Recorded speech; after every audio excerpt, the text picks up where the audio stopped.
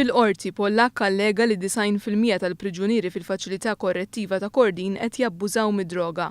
B'reazzjoni l-Ministeru tal-Internu s-Sigurtà Nazzjonali ordna immedjatament testijiet fuq il-priġunieri kif ukoll spezzjonijiet fatt ta' diviżjonijiet tal-ħabs. Mit-testijiet u spezzjonijiet fil-faċilità ma rriżultax illi hemm id-droga. Bħala parti mill-ispezzjoni l-Kummissarju tal-Pulizija ordna wkoll li sezzjoni tal-klieb tal-Pulizija tinżel minnu fih sabiex tibda tiftix intensiv f'kull diviżjoni. Il-Kummissarju bat ukoll ar-raġel ta' nazzjonalità Pollakka li għamel din l-allegazzjoni sabiex jagħti d-dettalji ta' dak li qal fil-qorti ħalli b'din l-informazzjoni tittieħed azzjoni minnu fih.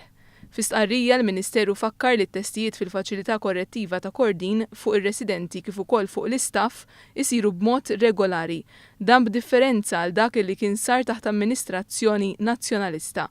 Rapport intitolat European Monitoring Center for Drugs and Drug Addiction kien ġibet l-attenzjoni ta' Gvern Nazzjonalista li mill-2009 ma kinux baqgħu jsiru testijiet regolari ta' droga.